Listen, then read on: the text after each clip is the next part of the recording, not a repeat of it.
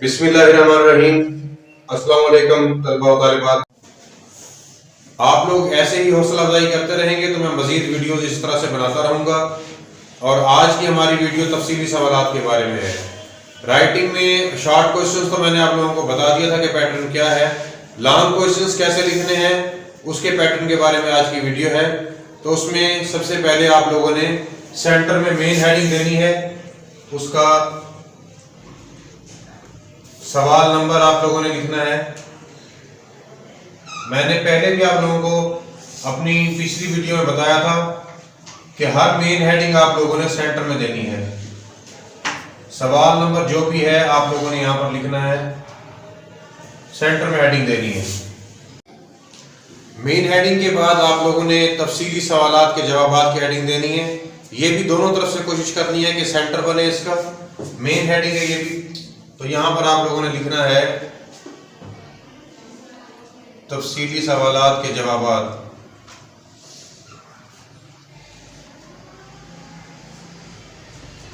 अगर आप cut marker के साथ हेडिंग्स दे रहे हैं तो आपने हर हेडिंग के बाद एक लाइन स्किप करनी है, एक लाइन छोड़कर लिखना है आप लोगों ने। अगर सिंपल मार्कर से लिख रहे हैं फिर लाइन छोड़ने की जरूरत नहीं है आपको। तो यहां पर आप लोगों ने मेन हेडिंग देनी है तफसीली सवालात के जवाबात। दोनों तरफ से स्पेस इसके छोड़नी है, आपने सेंटर बनाना है। अगर स्पेस नहीं भी बचती तब भी आप लोगों ने सेंटर में लिखना है इसको, दोनों तरफ से देख के। इसके बाद आप लोगों ने फिर से सवाल नंबर लिखना है। पहले मैंने आप लोगों को पैटर्न बताया था शॉर्ट क्वेश्चंस का, मुख्तसर सवालात के जवाबात। उसमें आपने लिखना होता है मुख्तसर सवालात के जवाबात और पॉइंट जो है मेंशन करना होता है उसमें। लेकिन इसमें आप जब आप तफसीली सवाल करेंगे तो आप इसके बाद कट मार्कर से लिख रहे हैं तो लाइन स्किप करेंगे, उसके बाद इसका नंबर देंगे। तफसीली सवाल कौन सा आप कर रहे हैं उसका नंबर देंगे। तो ये आप सवाल नंबर यहाँ पे लिखेंगे, सवाल नंबर 1 या 2 जो भी है आप लोगों ने यहाँ पे लिखना है सवाल नंबर। तो शॉर्ट की तरह इसको आपने सिर्फ जवाब की हेडिंग नहीं देनी है, इसका थोड़ा सा डिफरेंट होता है पैटर्न। सवाल नंबर के बाद आप सवाल लिखेंगे, यहाँ पर जो भी सवाल है साइड से शुरू करेंगे। कोई भी सवाल है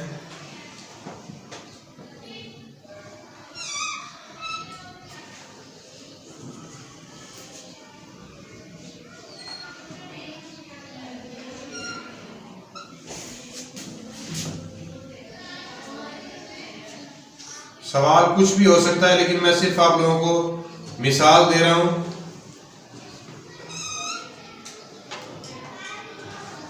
कि यहां पर आपने पॉइंट के बाद जवाब की हेडिंग नहीं देनी होती।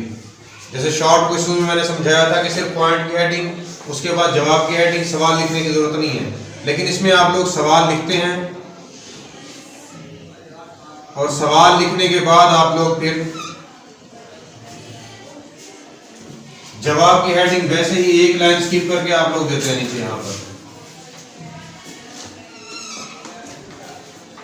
और फिर पेन की राइटिंग में वैसे ही आपने नीचे से स्टार्ट करना है, उसके बाद नीचे वाली लाइन जो है मुकम्मल आपने नीचे से स्टार्ट करना है उस लाइन की। यहां से जवाब की हेडिंग देके पेन की राइटिंग के लिए लाइन छोड़ने की जरूरत नहीं है आपको। जहां पर जवाब की हेडिंग देंगे उसके साथ से ही पेन की राइटिंग नीचे से स्टार्ट कर देंगे।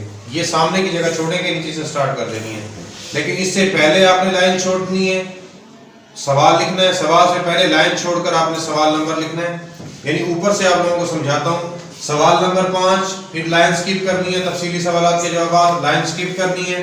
सवाल नंबर 2, फिर लाइन स्किप करके सवाल लिखना है।